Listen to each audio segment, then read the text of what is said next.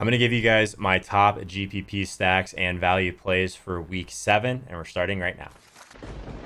Going to start with a value play to kind of make some of these stacks work. Latavius Murray, 5,100 on DraftKings with Alvin Kamara out. He's in place for a drastic increase in his volume. They are playing Chicago. Team total is a little bit lower than I would like to see, but if we can project Latavius Murray for anywhere close to 24, 25 touches, I do think he's someone that will be active in the passing game. So if you watched my content in the past, you know that I typically pay up at running back. That doesn't mean I'm not willing to pay down for someone that would really kind of allow me to do a lot more with the rest of my lineup without kind of impacting some overall ceiling as well. So there is a lot of ways to go if you are going to pay up. We'll talk about that in a bit, but I do think Latavius Murray, if you did want to start there at 5,100, certainly makes a ton of sense. This matchup against Chicago definitely isn't the best, but if we can get him active in the passing game, and I'm projecting him for almost 4 catches right now, I do think that he is at a place where I can kind of eat that chalk in cash games, but in tournaments, I think you can get different elsewhere to make that make sense. But just starting with Latavius Murray in week 7, I think is a solid start.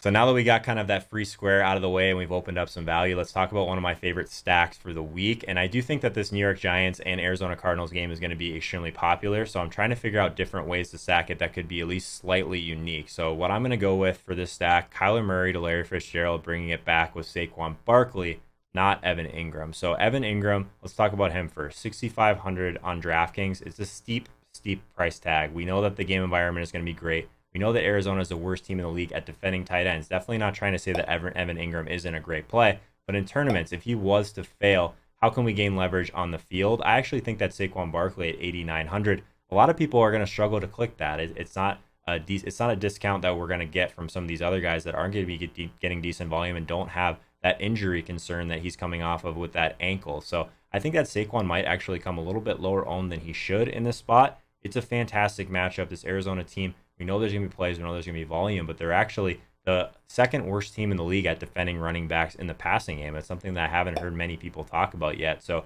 the skill set that Saquon has, he can smash any matchup, but this matchup in particular definitely matches up well. So I think Saquon leveraging off the people that are playing Evan Ingram makes a ton of sense. And then Fitzgerald, not someone that I've really played a ton historically, but I do think that even though he's at 6,100, you do get to leverage a little bit off the people that are going to play T.Y. Hilton at 5,900, which I love.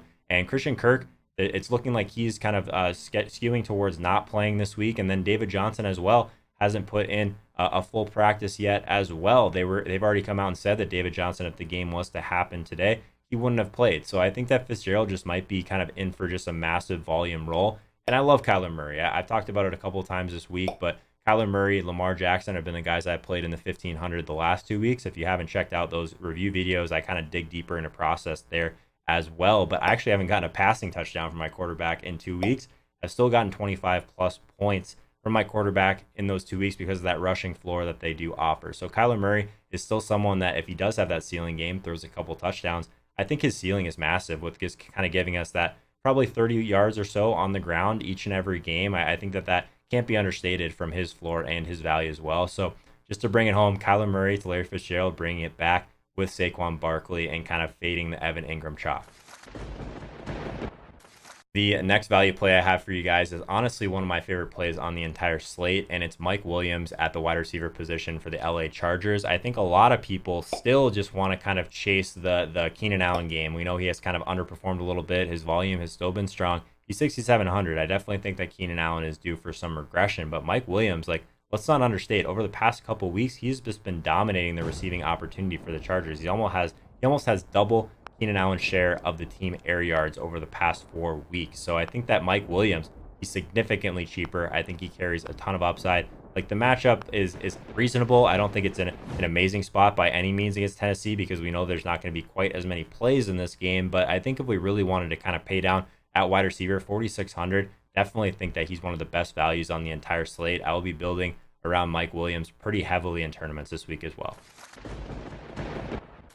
So one thing that I almost never do is play a quarterback that gives me zero equity on the ground whatsoever, but I think I'm going to make an exception in tournaments this week with Jared Goff. I think it's just a prime bounce back spot for him against this Atlanta team that can be beat pretty much anywhere. And one thing that I do want to do with this stack is play Todd Gurley with him. And hear me out. Like, I think that Gurley is probably a little bit overpriced, but in tournaments, we're almost always trying to make just a natural price pivot off of the chalk whenever possible. So I do think that someone like the Chris Carson situation at just 6,500 really stands out, because kind of looking at kind of the ownership and the prices around that range. So Gurley, he was removed from the injury report, so I think that that is substantial. Malcolm Brown is currently doubtful with that ankle injury, so Gurley could have a massive workload against this Falcons run defense that can be beat through the air as well. So Goff to Gurley, and then I do think Cooper Kupp is probably going to be the highest owned player on this offense. So I want to get a little bit different and save a little bit of salary to be able to get up to some of these other running back plays that I think are in great spots but are a little bit more expensive. So